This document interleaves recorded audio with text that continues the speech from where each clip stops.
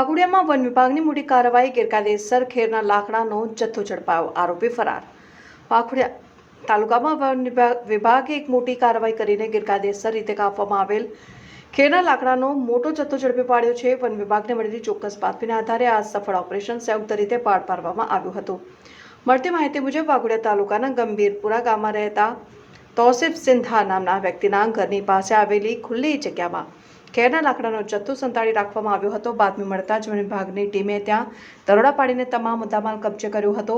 આ સમગ્ર રેડમાં વડોદરા રેન્જની ટીમ તેમજ બોડેલી મોબાઈલ ટીમ સંયુક્ત રીતે જોડાઈ હતી અને વન વિભાગ દ્વારા તમામ ગેરકાયદેસર લાકડાનો જથ્થો જપ્ત કરીને તેને આગળની કાયદેસરની કાર્યવાહી માટે વન ચેતન્ય ડેપો ખાતે ખસેડવામાં આવ્યો છે। તપાસ દરમિયાન પકડાયેલા ખેરના લાકડાના જથ્થાની કિંમત આશરે ₹37,500 હોવાનું જાણવા મળ્યું છે।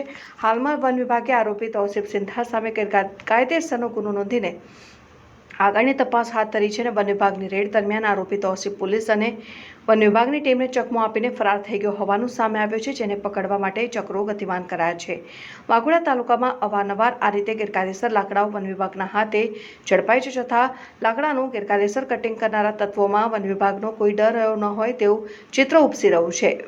સ્થાનિકો માંગ કરી રહ્યા છે કે આવા તત્વો સામે વધુ કડક પગલાં લેવામાં આવે। Bureau report, Pankaj Vasava, Waghodia.